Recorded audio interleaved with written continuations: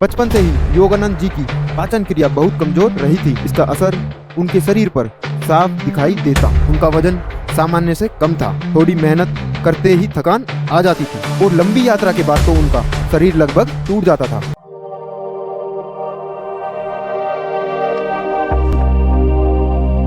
क्या आपने कभी सोचा है, क्या सिर्फ सोचने भर से आपकी बीमारी ठीक हो सकती है? क्या केवल विचारों से आपके शरीर में ताकत आ सकती है? क्या आपके शब्द ही आपके भाग्य का निर्माण करते हैं? दोस्तों, यह कोई कथा नहीं, यह एक सच्चा अनुभव है उस महायोगी का जिसने अपनी दुर्बलता को ताकत में बदला, जिसने अपने नकारात्मक विचारों को साधना का शस्त्र बनाया और जिसने सिद्ध किया मनुष्य का शरीर नहीं, उसके विचार उसकी असली शक्ति है। साथियों, आज के इस प्रेरणात्मक क्लास में आप जानेंगे कैसे परमहंस योगानंद जी ने विचारों की शक्ति से अपने जीवन की दिशा बदल दी और कैसे गुरु श्री युक्तेश्वर जी ने उन्हें सिखाया कि शरीर मन का ही विस्तार है और मन ईश्वर की चेतना की एक चिंगारी है।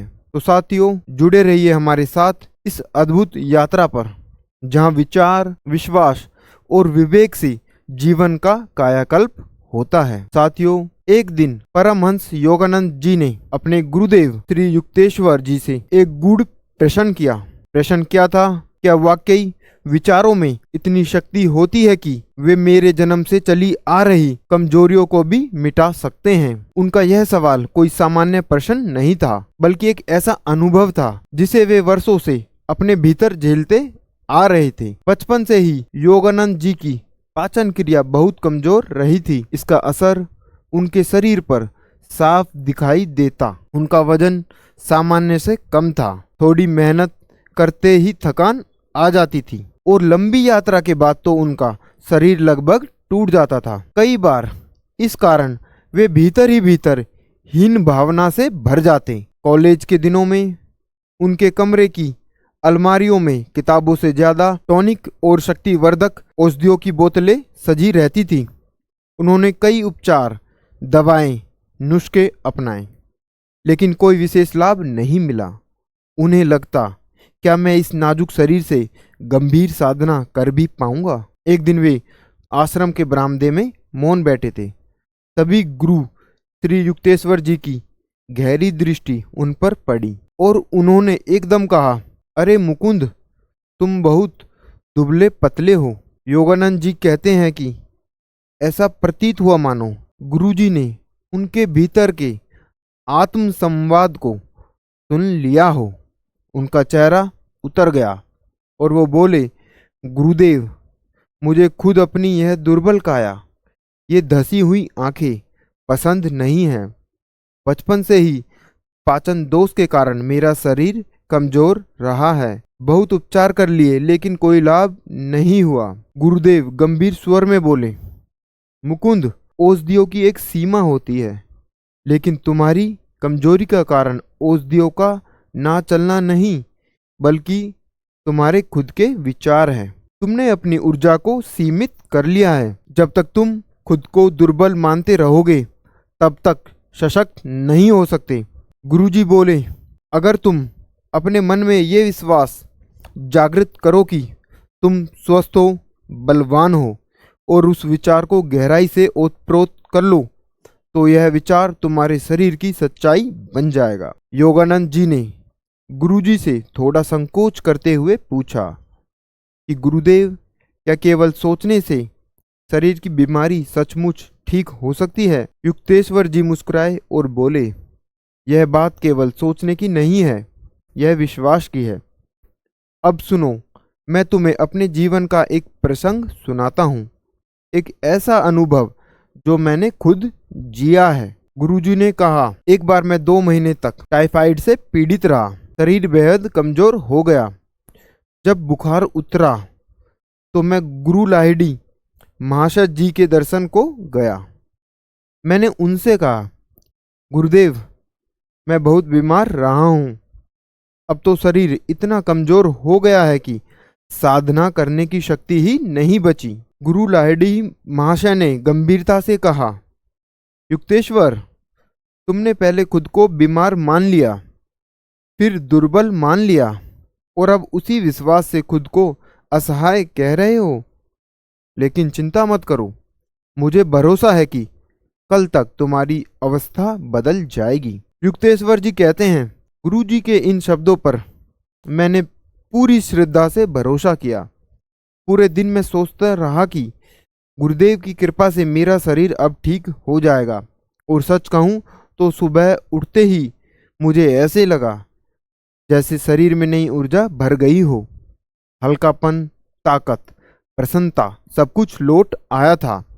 मैं दौड़कर लाहिड़ी महाशय जी के पास गया और उल्लास से कहा, गुरुदेव, आज वर्षों बाद पहली बार मुझे अपने भीतर शक्ति का अनुभव हो रहा है। आपने मुझे ठीक कर दिया। गुरुजी मुस्कुराए और मजाकिया लहजे में बोले, शायद कल फिर से दुर्बलता लौट आए। युक्तेश्वर जी कहते हैं, ये सुनते ही मेरे मन में डर समा गया। पूरे दिन वह भय बना रहा, कहीं मैं फिर बीमार ना पड़ जाऊं। और वही हुआ। अगले दिन शरीर फिर से थक गया, बीमार पड़ गया। मैं किसी तरह चलकर फिर गुरुजी के पास गया और बोला, गुरुदेव, मैं फिर से बीमार हो गया हूँ। गुरु लाहिड़ी महाशय बोले, युक्तेश्वर, देखा, तुमने खुद को फिर से बीमार मान लिया। यह तुम्हारे विचारों की ही शक्ति है जो तुम्हें पहले स्वस्थ बनाती है और फिर बीमार कर देती है। युक्तेश्वर जी पूछते हैं, गुरुदेव, यदि मैं मन से यह ठान लूं कि मेरा शरीर स्वस्थ है, मेरा वजन सामान्य है, तो क्या यह सच हो जाएगा? लाहिड़ी महाशय ने गंभीर होकर उत्तर दिया, शरीर वास्तव में मन द्वारा निर्मित होता है और उसी से संचालित होता है। The body is literally manufactured and sustained by the mind. उन्होंने कहा, मानव मन परमात्मा की चेतना की एक चिंगारी है।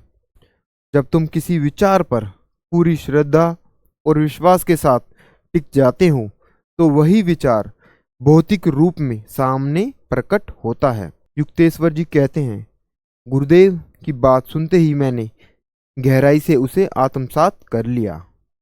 हालांकि मैं अब भी शारीरिक रूप से कमजोर था, लेकिन मैंने उसी क्षण यह भाव भीतर उतार लिया, मैं बलवान हूँ, मैं स्वस्थ हूँ, मैं ऊर्जावान हूँ। उस रात जब मैं घर लौटा तो बहुत अच्छी नींद आई। अगली सुबह मेरी माँ ने मुझे देखकर चौंकते हुए पूछा, बेटा, तुम्हारे शरीर में सूजन क्यों है? कहीं कोई रोग तो नहीं? असल में वह कोई रोग नहीं था, वह मेरे भीतर उठे उस शक्तिशाली विचार का परिणाम था जो अब शरीर पर असर करने लगा था। कुछ ही दिनों में मेरा वजन 22 किलो तक बढ़ गया। मिलने जुलने वाले सभी लोग हैरान थे कि कैसे कोई व्यक्ति इतने कम समय में इतना स्वस्थ और हष्टपुष्ट हो सकता है। लेकिन मेरे गुरु जानते थे, यह विचारों की शक्ति है, यह विचार की शक्ति है। परमहंस योगानंद जी अपनी आत्मकथा में साथियों लिखते हैं, जिस दिन मुझे यह अनुभव हुआ कि मेरी बीमारी का कारण कोई बाहरी कारक नहीं है बल्कि मेरा अपना अविश्वास था, उसी दिन मेरी सारी निराशा समाप्त हो गई। वे कहते हैं, जब मैंने यह विश्वास किया कि मैं पूरी तरह ठीक हूँ, तभी मैं सच में ठीक हो सका।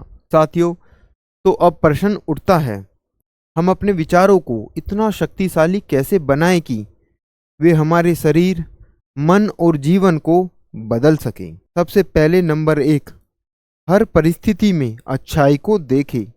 योगानंद जी कहते हैं, यदि कोई व्यक्ति लगातार विकृत और नकारात्मक विचारों को सोचने की अनुमति देता है तो उसका चेहरा भी उसी तरह विकृत हो जाता है। इसलिए अपने मन को प्रशिक्षित करें कि हर स्थिति में अच्छाई को ही ग्रहण करें। जैसे शरीर भोजन से केवल पोषक तत्वों को चुनता है, वैसे ही मन केवल शुभ विचारों को चुने। सजगता, अवेयरनेस विकसित करें। जब कोई विचार मन में उठे तो उस पर तुरंत सजग हो जाए। जो विचार ऊर्जा देने वाले हो उन्हें बढ़ावा दें। जो विचार दुर्बलता और हीनता फैलाए उन्हें शांति से छोड़ दें। यह तभी संभव है साथियों जब हम ध्यान का अभ्यास करें। ध्यान हमें नॉन जजमेंट की स्थिति में लाता है, जहां हम विचारों को केवल देखते हैं बिना प्रतिक्रिया दिए। नंबर 3, एकाग्रता। कंसंट्रेशन की शक्ति बढ़ाएं। बाहर की हलचल और भीतर की व्याकुलता से मन बार बार विचलित होता है। इसलिए साथियों, एकाग्रता को साधना आवश्यक है। योगानंद जी कहते हैं, एक शक्तिशाली विचार को बार बार सोचो, उसका चित्र बनाओ, उसे अनुभव करो, जैसे मैं सतत ऊर्जा और आनंद से भरपूर हूँ। इस अभ्यास से साथियों, मानसिक ऊर्जा एक दिशा में बहती है और विचार धीरे धीरे वास्तविकता में बदलने लगते हैं। तो साथियों, यह कहानी केवल योगानंद जी या उनके गुरु की नहीं है, यह आपके और मेरे भीतर की भी कहानी है।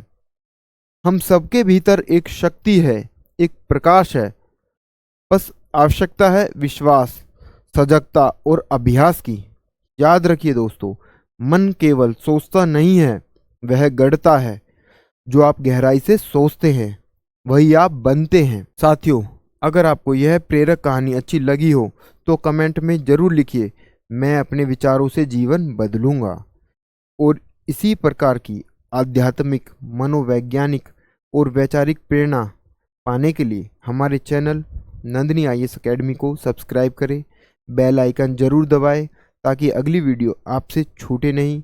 मिलते हैं अगले प्रेरणादायक प्रसंग में, तब तक के लिए नमो बुद्धाय, नमस्कार।